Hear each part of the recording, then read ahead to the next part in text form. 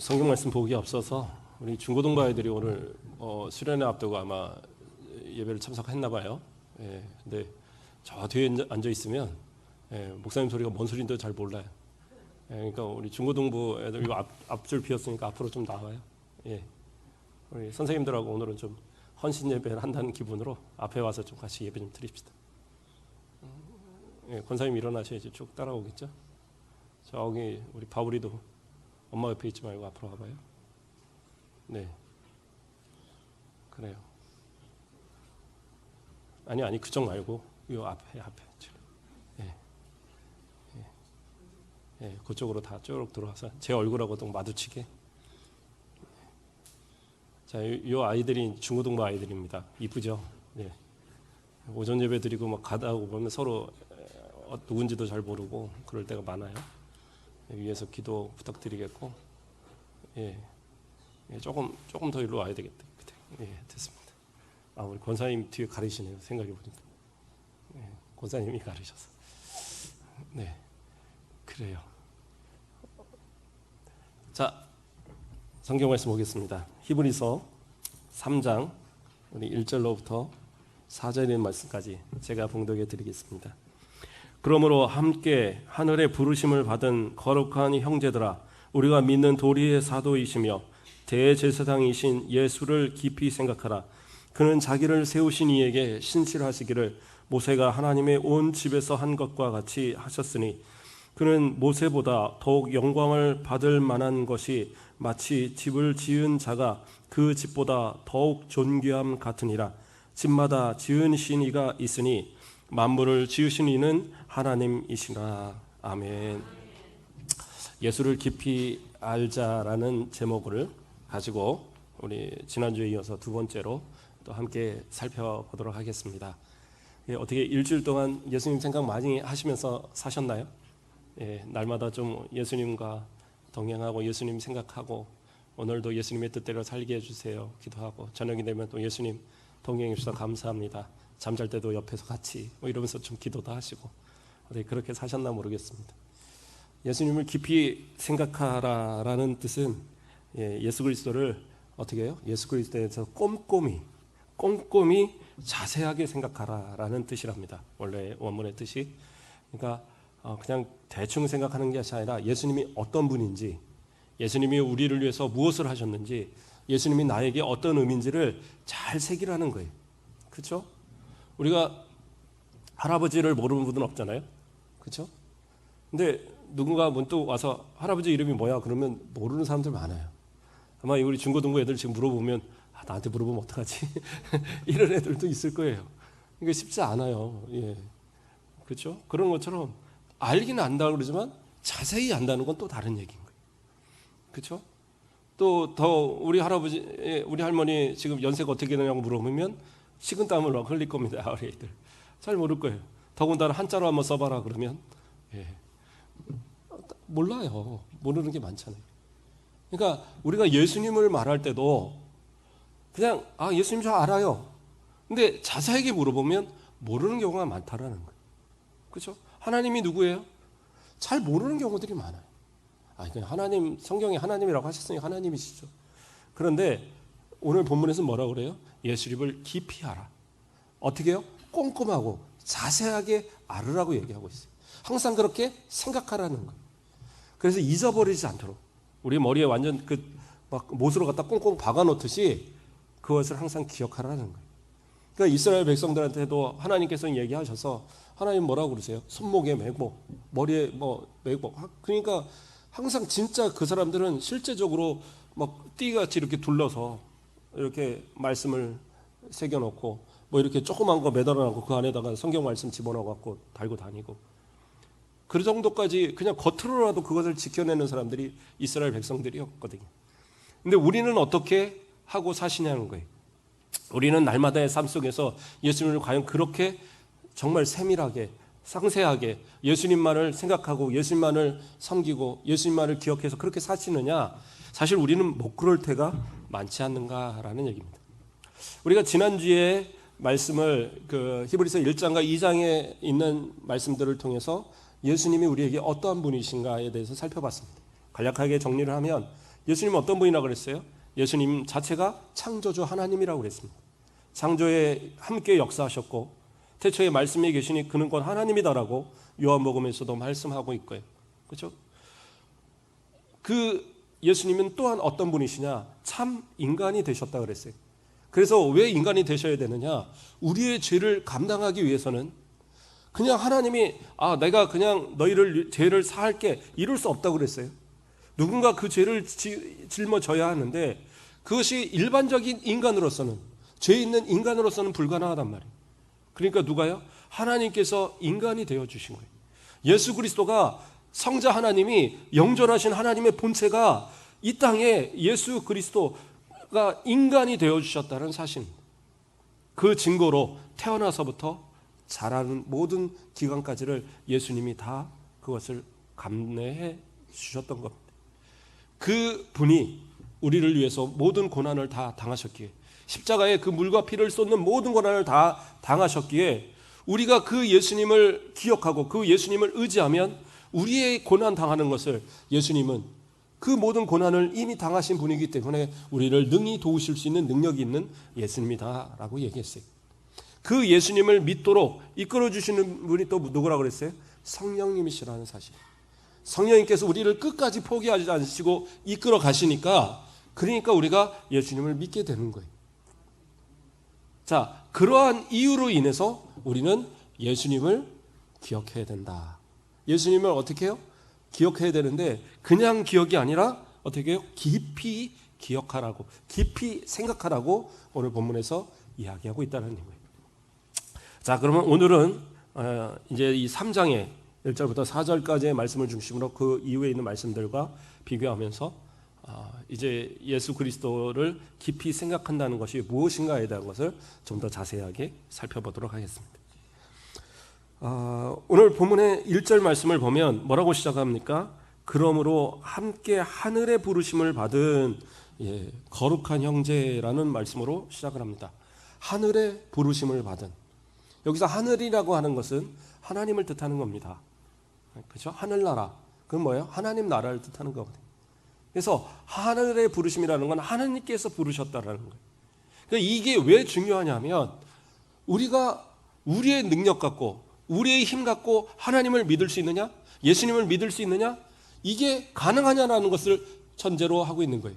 그것은 불가능하다라는 거예요. 우리의 힘 갖고 우리의 노력하고 예수님을 믿을 수 있다? 그것은 불가능해요. 그러면 어떻게? 하나님께서 부르시기 때문에 우리는 믿을 수 있는 거예요. 하나님께서 창세전부터 우리를 택하시고 우리로 예수 믿도록 그 부르셔서 그래서 복음을 우리에게 받아들일 수 있도록 성령이 역사하셨기 때문에 그러니까 우리가 예수 그리스도를 믿는 거예요. 그래서 구원받은 하나님의 자녀가 되는 건데 이게 우리가 장로교잖아요. 장로교의 가장 다른 교단들과 구분되는 교리가 뭐냐면 칼빈주의라는 겁니다. 칼빈주의. 그러니까 칼빈주의가 뭡니까? 칼빈주의의 가장 대표적인 것은 예정론이기도 하고요. 죄에 대한 문제 이러한 것들을 어떻게 풀어가느냐가 다른 그 교단과는 좀 틀립니다. 그래서 칼빈의 5대 교리라는 것을 보통 이야기를 합니다. 제가 그 말씀을 드리면 첫째는 인간의 전적 타락.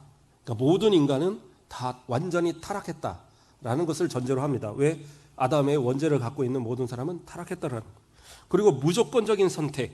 그러니까 말씀드린 대로 내가 노력해서 내가 공로가 있어서가 아니라 하나님께서 무조건적으로 선택했다라는 거예요. 너는 나의 예수 그리스도를 믿고 나의 그 자녀가 될 그러한 사람이야 하고 하나님께서 선택하셨어요. 그리고 뭐예요? 제한 속죄. 그런데 그것은 모든 사람에게가 아니라 선택받은 사람, 하나님께서 선택하시기로 예정하신 그들에게 주어지는 그러한 선물이다라는 거예요. 반면에 뭐가 있어요? 유기라는 것도 있다는 거죠. 하나님이 구원하시지 않는 백성도 분명히 있다라는 거예요. 그리고 불가항력적인 은혜, 내 노력이나 내 힘이 아닌 하나님께서 전적인 은혜로 주시는 그러한 구원의 역사, 그렇죠? 그 은혜를 이야기합니다. 그리고 그 다음에는 뭐예요? 성도의 견인, 성도의 인내, 성도의 견인 뭐예요? 우리를 끝까지 그 믿음 잃지 않고 천국 갈 때까지 성령께서 우리를 이끌어 주신다라는 거예요. 그 교리를 오대교리라고 하는데 이것을 그냥 간단하게 얘기하면 뭐예요? 내가 내 힘 갖고 예수 못 믿고 하나님께서 택하셔서 부르신 그들이 성령의 역사로 예수를 믿게 되는 거예요. 그 길밖에 없다라는 거예요. 그런데 알미니안주의라고 해서 우리 칼빈주의를 제외한 다른 쪽에서는 알미니안주의라고 얘기합니다. 이들의 특징은 뭐냐면 어떻게 보면 더 그럴듯한 이야기를 합니다. 그들이 말하는 건 뭐냐? 하나님은 사랑의 하나님 아닙니까? 그러면 모든 사람에게 구원의 길을 열어놓으셨다고 믿어야 되는 거 아닙니까? 그렇게 얘기를 해요. 그럴듯해요. 그럴듯합니다. 모든 사람한테 열어놨다. 그래서 예수 믿는 사람은 다 구원한다. 근데 중요한 건 뭐예요? 내 힘으로 믿을 수 있는 힘이 없다니까요. 성경은 곳곳에서 계속적으로 이야기하는 것이 그거예요. 로마서 3장 10절에 우리가 수없이 얘기하는 거지만 의인 없나니 하나도 없다라고 성경은 분명하게 이야기하고 있어요. 예수님을 나의 힘으로 믿을 수 있는 존재는 아무도 없어요. 그렇죠. 그런데 예수님께서 그 전적인 은혜로 우리를 택하신 건데 알미니안주의의 사람들은 뭐라고 얘기하느냐? 다 복음 열려 있고 그 다음에 믿는 것은 나의 선택이다라는 식으로 얘기를 하는 거예요. 그래서 내가 예수를 잘 믿으면 나는 천국 가는 거다. 복음은 다 열려 있는 거다. 그럴듯해 보이죠? 근데 그건 아니에요. 내 노력으로 선하고 내 노력으로 깨끗할 수 있고 내 노력으로 내가 믿음을 선택할 수 있다면 세상의 다른 종교와 다를 게 뭐 있습니까? 그렇지 않아요? 불교라든가 이런 데들 얼마나 공을 많이 들이는데요. 얼마나 고행을 많이 하는데요. 그렇죠? 거기는 유명한 그 중들 그렇죠? 하나같이 뭐 합니까? 고행들 해요. 막 3년씩 뭐 앉아서 자고 뭐 말을 묵언한다고 뭐 몇 년씩 말 한마디 안 하고 살고 그렇죠? 그러면서 고행하고 그러면서 막 노력을 해요. 그러면 그 노력만큼 우리는 노력해요? 못해요. 그러면 어떤 노력 갖고 내가 예수님을 믿는다라고 말할 수 있겠어요? 그러면 나의 노력이나 나의 수고로서 되어지는 건 분명히 아닌 거예요. 그렇죠? 더군다나 만약에 내 노력 갖고 그렇게 되어지는 거다라고 한다면 좋아요. 내가 항상 한결같을 수 있으세요? 우리 성도님들 하나같이 하는 얘기 중에 하나가 내가 옛날에는 진짜 열심히 했는데요. 옛날 얘기 많이 하시잖아요. 옛날에 다 열심히 우리 학생들도 내가 유초등부 때는 진짜 열심히 했는데요. 이런 친구들이 있을걸? 앞에서 율동하는 애들도 있을 거고. 그렇지 않았겠어요? 근데 중고등부만 올라가면 그때부터는 앞에서 율동하자고 해도 가만히 구경하고. 그렇죠? 일어나서 찬양하자 그러면 겨우 막 일어났다가 박수 치라 그러면 뭐 이러다가. 너무 잘 알죠, 목사님? 나도 오래 가르쳤어. 중고등부 때. 왜 그렇습니까? 과거에는 했다 이거예요. 그럼 지금은 뭐예요? 지금은 내가 잘하고 있느냐? 만약에 노력 갖고 될 수 있는 거라고 한다면 내가 지금 과거의 노력만큼 못하면 내 믿음 내가 못 지킨 거예요. 그럼 하나님이 야, 너 옛날엔 열심히 했는데 지금 열심히 아니니까 넌 지옥 가. 그럼 뭐라고 그러시겠어요? 할 말이 없는 거예요. 그러면 알미니안주의자들이 되게 그럴듯하게 보이지만 결정적으로는 천국 갈 사람 몇 사람 없는 거예요. 그런 식의 신앙 갖고는 이 세상 믿음 지키고 이겨낼 수가 없어요. 근데 이제 칼빈주의의 달점은 뭐냐? 그러면 저는 선택받았으니까 저는 그냥 그러면 내가 마음대로 살아도 구원받을 거 아닙니까? 근데 그건 착각인 거예요, 착각. 왜 착각이에요? 우리가 야고보서를 우리 새벽에도 계속 꾸준히 살펴보고 있지만 행함이 없는 믿음은 죽은 믿음이에요. 믿음은 행함으로 드러나야 돼요. 내가 선택받았다는 증거가 뭐냐? 나의 삶의 증거가 있어야 된다는 거예요. 내 삶의 증거가 나타나지 않으면 그러면 그 믿음은 다시 재고해 보셔야 돼요. 물론 믿음으로 천국 갑니다. 택하신 자 천국 가요. 천국 가서 보면은 나보다 더 신앙생활 잘했다고 생각하는 사람이 지옥 가 있을 수도 있어요. 왜? 믿음 없으면 지옥 가는 거예요. 그런데 내가 보기에 믿음 생활 제대로 못한 것 같은데 천국 온 사람도 분명히 있을 거예요. 왜요? 믿었으니까 오는 거예요. 그러니까 그 판단은 우리가 몰라요. 근데 중요한 건 뭐예요? 그 행동을 통해서 분명히 믿음은 드러나게 돼 있어요. 그러니까 목사님도 판단하진 않습니다. 누가 지옥 갈 거다, 누가 천국 갈 거다 감히 말하지 못해요. 그러나 중요한 건 내가는 믿을 수 있잖아요. 내가는 알잖아요. 나의 부족함. 그러니까 하나님 앞에 더 기도하는 겁니다. 나를 부르심에 대한 감사, 또한 내가 믿음에서 탈선하지 않기 위한 그런 하나님 앞에 몸부림이 날마다 우리에게 있어야 된다는 사실입니다. 그래서 이 히브리서 기자는 이 예수님을 깊이 생각하라 말씀하면서 형제들을 향하여 뭐라고 얘기하느냐? 너희가 누구예요? 하늘의 부르심을 받은 형제들이다라고 얘기하고 있어요. 자, 하나님의 택하심을 받은, 하나님의 부름 받은 형제들, 그 형제들을 또 뭐라고 얘기하느냐? 너희들은 거룩한 형제라고 얘기하고 있어요. 거룩한 형제. 거룩하다는 말은 신약의 헬라어로 하기오스라는 단어를 사용을 합니다. 구별된다는 의미예요. 구별된다는 의미. 그렇죠? 구약에서도 카드쇼, 그런 이제 단어들을 사용하는데, 그 코데시, 그렇죠?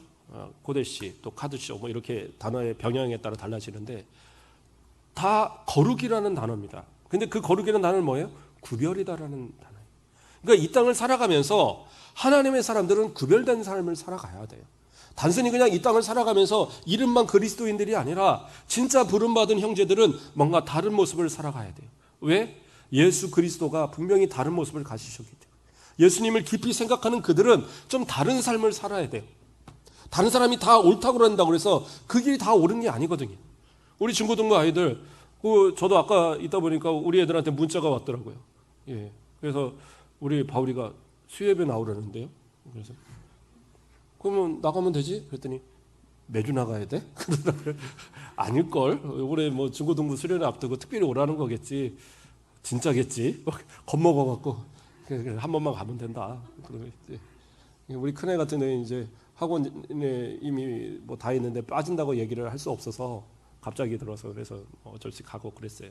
그랬는데 그래서 몇 명이나 올까 생각했는데 그래도 애들이 이렇게 왔어요. 얼마나 이뻐요. 예. 이게 쉽지 않은 거죠. 예.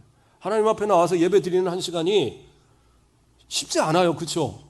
중고등부 앉아서 설교 듣는 것도 쉽지 않은데 목사님 설교 와서 들으려니까 시간도 더 길고 얼마나 줄이가 틀겠어요. 그렇죠? 그래도 졸지 않는 거 보니 참 감사해. 예. 어쨌든 이런 어떤 삶의 어떤 이 결단, 이게 쉬운 거 아니에요. 그게 구별이라는 거예요. 놀러 가고 싶어요. 내가 할 수 있는 거 하고 싶은 거 많아요. 가서 뭔가를 이 시간이면 더 가서 할 수 있어요.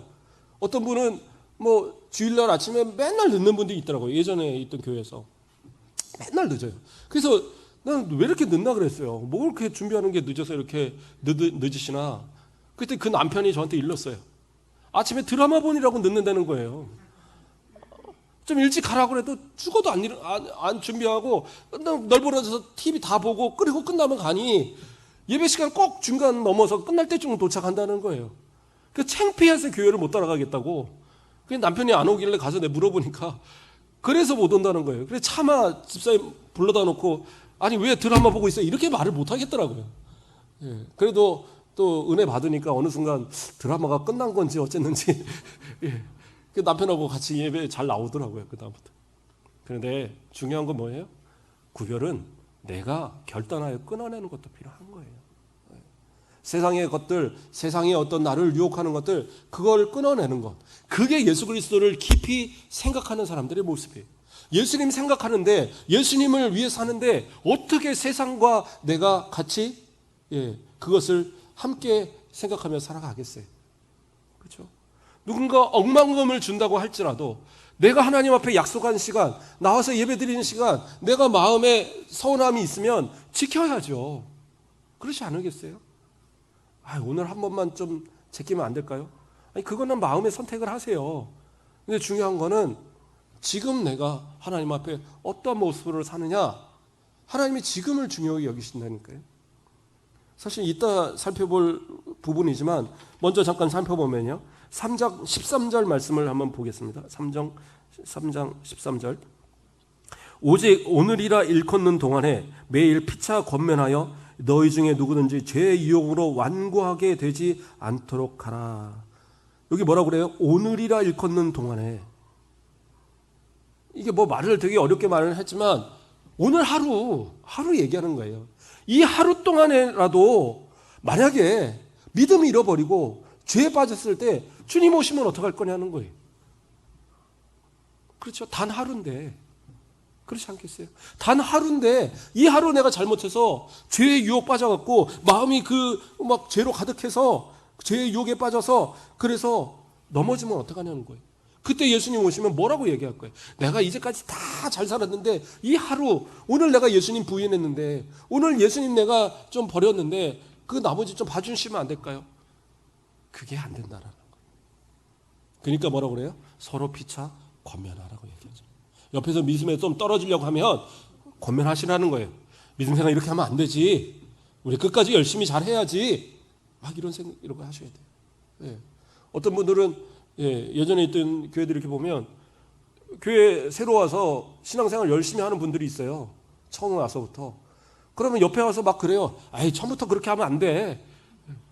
이런 분들이 가끔 있어요. 예. 안 믿기죠? 그런데 그런 분들이 있더라고요. 예. 처음부터 이렇게 하면 나중에 힘들어서 못해. 천천히 해. 못하면 이렇게 새벽 예배까지 나와. 막 그러면서. 예. 수요일은 그냥 가끔 나오면 되는 거지. 매주 나오면 안 돼. 이렇게 말하는 사람들이 있다니까요. 예. 그런데 그런 분들이 권사님이고 집사님이고 그래요. 예. 예전에 제가 섬기던 교회 안수 집사님 한 분, 그 교회를 섬길 동안은 얘기 없었는데 나중에 만났는데 금은방 하시는 분인데 제가 가서 어쩌다 앉아서 차 한 잔 달라고 그러고 차 좀 마시는데 저한테 그냥 고해성사를 하더라고요. 그때는 전사 때인데 전사님 사실은 제가 아직 술을 못 끊었어요 그러더라고요. 아니 안수 집사님인데 왜 못 끊었어요? 그랬더니 되게 신앙생활 잘하시는 분이었거든요. 왜 그러냐 그랬더니 처음에 제가 교회를 나올 때 나는 술 다 끊으려고 왔다는 거예요. 그렇게 마음 먹고 교회 왔대요. 그랬는데 남전도에서 이렇게 부르더래요. 환영회 한다고. 그러더니 막걸리 한 잔을 주더라는 거예요. 그래서 교회 나와서도 먹어도 돼요. 그랬더니 괜찮아 그러더라는 거예요. 그 뒤로 못 끊었대요. 그러니까 신앙이 들어가고 나니까 마음에 걸리는 거예요. 그러니까 누군가한테 말은 해야겠는데 마침 전사님 보니까 제가 마음에 이게 걸려서 누군가한테는 말씀을 드려야 할 건데 전사님한테 드린다 그러면서 제가 앞으로 노력할게요 그러더라고요. 근데 그게 신앙의 어떤 잘못된 모습들, 그런 어떤 결단이 없이 신앙생활 하다가 그러다가 세상 유혹에 하나하나 빠지다 보면 처음 죄 짓는 게 쉬운 거죠. 죄도 자꾸 지으면 지을만 해요. 왜요? 그런다고 막 벼락치고 그런 거 아니잖아요. 우리 중고등부 아이들 컨닝 해본 사람 눈만 껌뻑거리지 말고 해봤어? 그래요. 그런 건 얘기 안 하고 대답 안 해도 돼. 자, 어쨌든. 근데 컨닝 같은 것도요, 처음 하면 애들이 겁내요. 이거 하면 선생님한테 걸리면 학교 잘리는 거 아니야? 시험지 뺏기는 거 아니야? 이런 고민을 하죠. 그 컨닝 잘하는 애들은, 대학 시험도 컨닝으로 거의 성적 잘 보는 애들이 가끔 있어요. 예, 대학 시험지도 이렇게 보면 이렇게 A형, B형 이렇게 해갖고 좀 틀리잖아요. 근데 이게 보통 대각선으로 나요. 어느 날 제가 고등학교 졸업하고 나중에 이제 졸업한 뒤에 그 선생님한테 들은 얘기예요. 어떤 애 하나가 성적을 되게 잘 받아왔대요.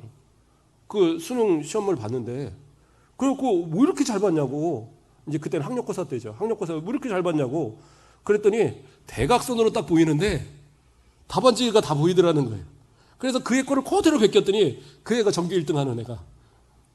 그래갖고 성적을 되게 잘 받아갖고 대학을 좋은 데를 갔다고 하는 얘기를 제가 들었던 기억이 나요. 그런데 그렇게 돼서 대학을 잘 갔다? 인생이 잘 필까요? 안 되는 거예요. 처음에는 그게 두렵지만 벼락을 칠 것 같지만 죄 한 번 지고 두 번 지고 세 번 지다 보면 나중에는 하나님 이런 것까지 신경 쓰시겠어? 그러다가 죄인의 삶 살아가는 거예요. 그것을 주님이 보신다면 뭐라고 하시겠어요? 잘했다 칭찬하시겠어요? 집에 내 자식이 가서 어디서 물건 하나 훔쳐왔는데 잘했다 칭찬할 부모가 누가 있어요? 그렇게 칭찬한다면 그 부모는 부모의 자격이 없어요. 하나님도 마찬가지죠. 우리가 죄 안에서 살지 않기를 원하시는 거예요. 그러면 우리 날마다 그러한 마음들을 새롭게 하고 죄의 유혹에 빠지지 말고 믿음으로 굳건하게 사셔야 돼요. 자, 말씀은 위로 다시 올라갑니다. 그렇게 해서 뭐라고 합니까? 그러므로 함께 하늘의 부르심을 받은 거룩한 형제들아, 우리가 믿는 도리의 사도이시며 대제사장이신 예수를 깊이 생각하라. 예수를 깊이 생각하라. 그런데 그 예수님은 누구라고 말씀합니까? 우리가 믿는 도리의 사도이시며 대제사장이다라고 얘기하고 있어요. 우리가 믿는 도리, 하나님의 말씀, 하나님의 복음의 말씀, 이 말씀의 사도는 무슨 뜻입니까? 아포스톨로스라는 헬라어 단어인데 보내심을 받은 자라는 뜻이에요. 그러니까 구약에서는 선지자들을 이야기하죠. 그리고 신약에서는 사도들을 얘기합니다.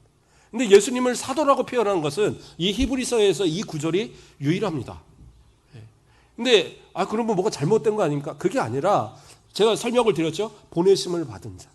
누구예요? 하나님께서 이 땅에 보내심을 받은, 하나님의 뜻을 전하게 하기 위해서 보내심을 받은 분이 예수 그리스도라는 거예요. 그 진정한 사도신 거죠. 또 구약의 모든 선지자, 특히 가장 존경받는 이 이스라엘 사람들이 가장 대선지자로 여기는 모세. 그래서 그 4절, 3절부터는 모세에 대한 예를 들어서 이렇게 쭉 설명을 하거든요. 그게 무슨 얘기입니까? 하나님께서, 그렇죠? 그 자신의 뜻을 우리에게 지원하기 위해서 누구를? 예수 그리스도를 보내셨다는 거예요. 그래서 그분이 누구셔요? 사도시라는 거예요. 모세를 여기서 예표로 들은 이유는 뭐예요? 모세는 지도자였지만 그는 사도의 역할, 선지자 역할을 감당했던 모습입니다. 제사장도 마찬가지입니다. 오늘 본문에서 나오는 이 히브리서에 나오는 제사장들, 이 대제사장은 누굽니까? 이스라엘 백성들의 모든 죄를 그 대신해서 하나님 앞에 나아가서 그 지성소에 들어가서 제사 드리는 사람이, 그 피를 붓고 기도하는 사람이 누구예요? 대제사장이에요. 그런데 예수 그리스도께서는 어떤 분이십니까? 우리의 모든 죄를 대신하기 위해서 십자가에 자신의 물과 피를 다 쏟으심으로 인해서 산 제물이 되신, 그리고 그 자신을 통해서 하나님 앞에 드린 대제사장이 되셨다는 사실이에요. 그런데 중요한 건 뭡니까? 사도고 대제사장인데 이 대제사장은 누구의 반차를 따른 겁니까? 일반적으로 우리가 아는 것은 예수님은 레위 족속이 아니기 때문에 제사장이 될 수가 없어요. 그렇죠? 제사장은 레위 족속, 다시 말해서 아론의 후예들만이 가능하다는 얘기예요. 근데 왜 예수님을 대제사장이라고 얘기를 하느냐? 히브리서에서는 그를 뭐라고 표현하느냐? 그분이 아론의 후예로서, 레위 족속으로서 대제사장이 아니라 누구요? 멜기세덱의 반차를 따랐다라고 얘기하고 있어요. 멜기세덱은 누굽니까? 아브라함 때에 아브라함이 잡혀간 롯을 구하기 위해서 가서 전쟁에 승리하고 그 얻어진 그 재물의 10분의 1을 멜기세덱에게 바쳤어요. 그래서 그 멜기세덱을 창세기 14장 18절에서 뭐라고 얘기하냐? 살렘왕 멜기세덱이 떡과 포도주를 가지고 나왔으니 그는 지극히 높으신 하나님의 제사장이다 라고 얘기하고 있어요. 아론이 있기 전에 이미 그 전에 하나님의 거룩한 대제사장이 있었단 말이에요. 그게 누구냐? 멜기세덱이었어요.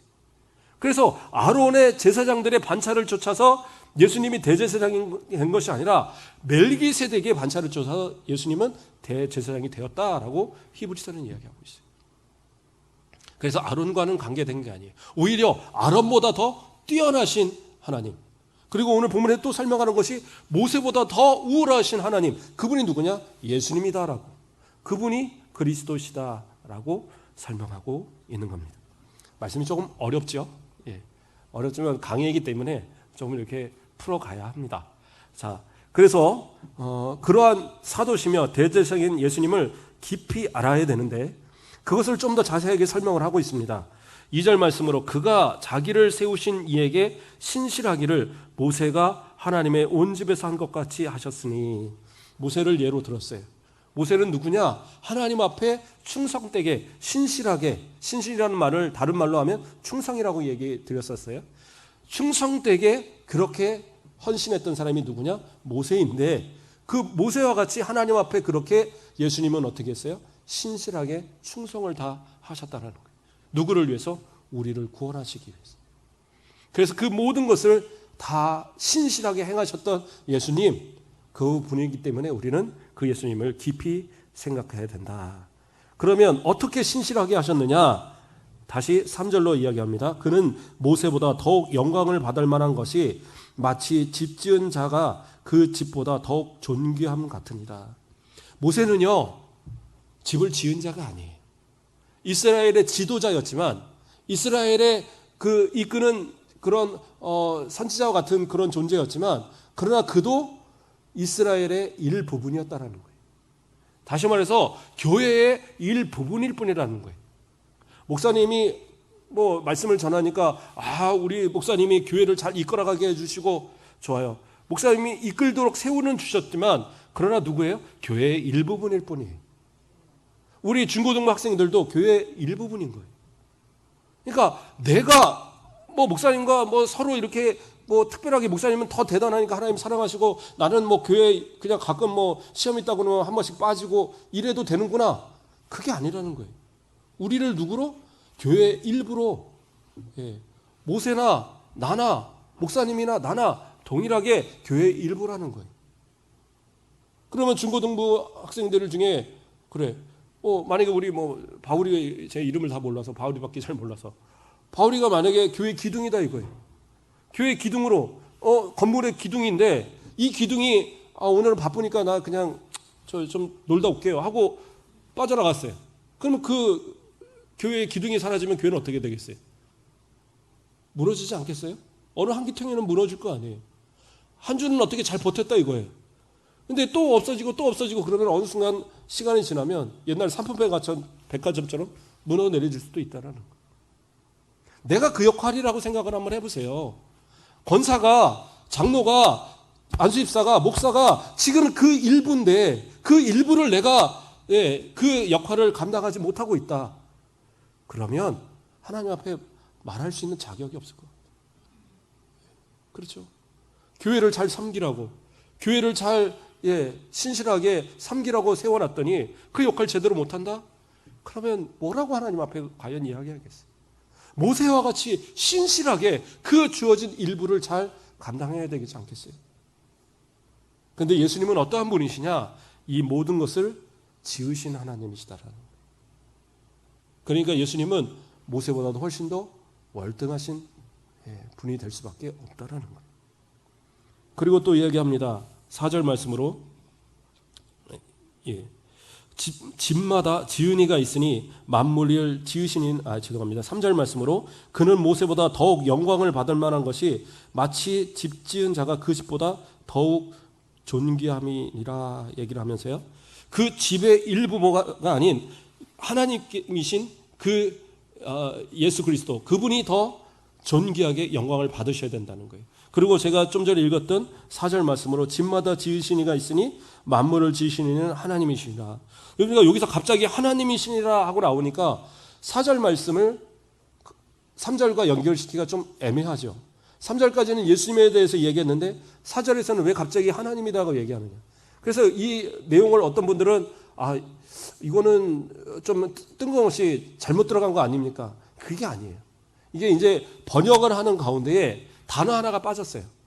그러니까 가르라는 단어가 중간에 3절과 4절 사이에 하나가 들어갑니다. 그 단어의 뜻은 뭐냐면 왜냐하면 이라는 뜻이에요. 그러니까 앞과 뒤에 내용을 연결시키는 그러한 접속사가 있어요. 그런데 그 가르라는 단어가 해석이 안 됐어요. 왜냐하면 해석을 하지 않아도 문맥상 문제가 없기 때문에 해석을 하지 않았지만 그게 빠짐으로 오해의 소지가 있어요. 그럼 넣어서 다시 이야기를 하면 뭐예요? 집보다 더욱 존귀함 같으니라 얘기하고 왜냐하면 집마다 지은 이가 있으니 만물을 지으시는 이는 하나님이다라고 얘기하면서 그 지으신 이가 예수님이다라고 앞에서 말했으면 그 지으신 이가 곧 누구예요? 하나님이시다라고 얘기하고 있는 거예요. 그 예수님은 단순히 인간이나 단순히 어떤 모세보다 조금 우월한 존재가 아니라 그분이 바로 영존하신 하나님이시다라고 명시해서 이야기하고 있다는 사실이. 그러므로 우리가 하나님을 섬김에 있어서 예수 그리스도를 섬김에 있어서 그 예수님을 깊이 생각함에 있어서 우리를 지으신 그 하나님, 우리를 지으신 그 예수님, 그분이 나의 주가 되심을 인정하고 믿는 것이 바로 예수님을 깊이 생각하는 사람들의 모습이다라는 사실입니다. 그러니까 하루하루를 살아가면서 깊이 생각한다는 거, 예수님을 깊이 생각한다는 건 뭐예요? 교회 일부 되어진 나를 지으신 하나님, 그분이 예수님이다. 그래서 나의 모든 것에 주가 되시는 거예요. 그러니까 내가 이제는 어떻게 해야 돼요? 내가 주님을 위해서 산다라는 것은, 주님을 깊이 생각하며 산다라는 것은 나의 모든 결정의 그 권한을 예수님 앞에 두는 거예요. 하나님 앞에 두는 거예요. 그래서 하나님이 원하시는 뜻이 무엇인가를 생각하고 그 원하시는 뜻의 방향을 따라 나아가는 것이, 그것이 올바른 신앙의 모습이다라는 거예요. 그런데 우리는 어떻게 합니까? 그러한 것을 생각하지 못하고 자꾸 세상으로 눈을 돌리게 되더라는 거예요. 말씀을 정리해 가겠습니다. 12절 말씀을 보면, 형제들아 너희는 삼가 혹 너희 중에 누가 믿지 아니하는가 악한 마음을 품고 살아계신 하나님에서 떨어질까 조심할 것이요 라고 얘기하고 있어요. 그러니까 악한 것이 뭐냐? 예수님, 하나님 잃어버리는 것이 악한 거예요. 그거 악하게 되면 어떻게 해요? 그 다음 어떻게 하면 하나님에게서 떨어진다라는 거예요. 떨어진다는 건 뭡니까? 하나님 앞에서 떨어져서 지옥 간다는 얘기예요. 그런 사람 되지 않기를 조심하라 라고 얘기하고 있어요. 그렇기 때문에 우리는 뭐예요? 하나님을 깊이 알아야 돼요. 깊이 생각해야 돼요. 그래서 하나님이 나를 지으신 하나님을 인정하고 그 하나님 앞에, 그 예수님 앞에 그 원하시는 뜻대로 순종해서 따라가야 되는 거예요. 그렇지 않으면 어떻게 해요? 하나님에게서 떨어질 수 있어요. 저를 택하셨으니까 저는 뭐 구원받은 백성이라고 아까 얘기하지 않았습니까? 그런데 뭐라고 그랬어요? 내가 행함으로 그 믿음은 증명되는 거라고 그랬어요. 내가 진짜 믿음을 가졌다면 나의 삶이 어떻게 하나님 앞에서 떨어질까 날마다 조심하는 삶이 분명히 있어야 된다는 사실이에요. 그리고 13절을 아까 살폈고요. 14절로 우리가 시작할 때에 확신한 것을 끝까지 견고히 잡고 있으면 그리스도와 함께 참여한 자가 되리라. 처음 믿었던 그 신앙, 처음 주님 앞에 느꼈던 그 신앙의 결단, 그렇죠? 저도 중고등학교 우리 아이들 이 때에 하나님 앞에 기도 정말 많이 했던 것 같아요. 산기도도 막 올라가서 그 막 3월 달에 산 위에 눈이 아직 안 녹았는데 거기서 막 밤새 기도하고 그랬어요. 기도 안 하면 추워서 얼어 죽을 것 같으니까 어쩔 수 없이 기도하고 그랬는데, 기도 막 하면서 근데 그때의 기억들이요, 살아가는 동안에 정말 많은 힘이 됩니다. 하나님 앞에. 우리 좀 중고등부 아이들도 그러한 모습을 좀 가르쳤으면 좋겠어요. 할 수 있으면 좀 전사님 이렇게 애들 데리고 기도원도 좀 한 번씩 가고, 바쁘다고 그러면 뭐 휴일 같은 날, 그런 날 모처럼 뭐 PC방 가서 한번 놀아야죠. 아니요, 그냥 모처럼 기도원 가서 한번 기도 한번 해야죠. 그러고 가는 거야. 그래서 우리 아이들을 좀 잘 가르치고, 정말 이 마지막 시대에 이 아이들이 똑바로 배우지 못하면 앞으로 10년 뒤, 20년 뒤, 30년 뒤 이 나라의 기독교를 어떻게 자신할 수 있겠어요? 유럽의 많은 교회들이 문을 닫고 그것이 술집으로 바뀌고 그것이 결혼식장으로 바뀌고, 그 원인이 뭐예요? 하나님을 알지 못하는 세대가 있었기 때문에 그래요. 하나님을 모른다라고 외쳤던 그들이 있었기 때문에 그 한 세대가 망가지니까 그 가운데 이슬람교가 들어오고 여러 가지 이상한 종교들이 들어오고 무신론자들이 판을 치고 결국에 그 수많은 기독교 국가들이 예수님을 잃어버린 그런 국가가 되어버렸어요. 우리나라도 지금 기독교인이 상당히 많이 줄었습니다. 한참 많을 때 1200만 간다고 그랬는데 지금은 그 한 3분의 1 이상이 빠져나갔어요.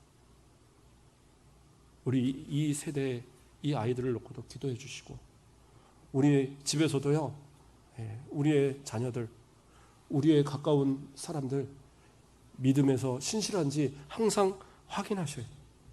그래서 그 모습들이 죄의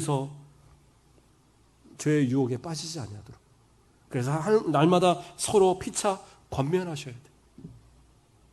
그래서 예수를 깊이 생각하고 주님의 그 원하시는 뜻대로 이 땅을 살다가 주님 부르실 때 주님 앞에 기쁨으로 나아갈 수 있는 그러한 믿음의 승리자들, 그러한 저와 여러분 되시길 주님의 이름으로 축복합니다. 기도하겠습니다. 사랑의 하나님, 감사를 드립니다. 오늘도 예수를 깊이 아는 깊이 생각하는 우리 성도들이 또 이렇게 주님 앞에 모여 예배 드릴 수 있도록 축복하심을 감사를 드립니다. 우리는 연약하여서 날마다 죄의 유혹이 우리를 넘어뜨리고 또 날마다 우리의 믿음에서 자꾸 떨어져가는 그러한 모습도 우리에게 발견되오나 주님, 끝까지 우리가 주님 앞에서 떠나지 아니하도록 성령님 우리를 붙들어 주시고 모세와 같이 주의 전에 신실한 종들이 되어지게 하시고 자원하는 마음으로 더 하나님 앞에 깊이 주님을 위하여 헌신하며 주님 앞에 부끄럽지 않는 그러한 일꾼으로 살아가는 우리 모든 성도들 되도록 축복하여 주시옵소서. 수련회를 앞두고 우리 중고등부 아이들이 또 이렇게 함께 예배를 드렸사온데 귀한 아이들, 저들의 10년 뒤, 20년 뒤, 30년 뒤가 하나님 앞에 결단한 그 이상의 축복으로 채워주심이 넘치게 하여 주시고 이 세대를 책임져가고 이 세대를 변화시켜가고 세상이 감당하지 못할 하나님의 일꾼들로 커가는 귀한 이 아이들 되어지도록 축복하여 주시옵소서. 우리 가곡교회의 미래를 책임지는 위대한 인물들 되도록 축복하여 주시옵소서. 감사하며 예수 그리스도의 이름으로 기도드립니다.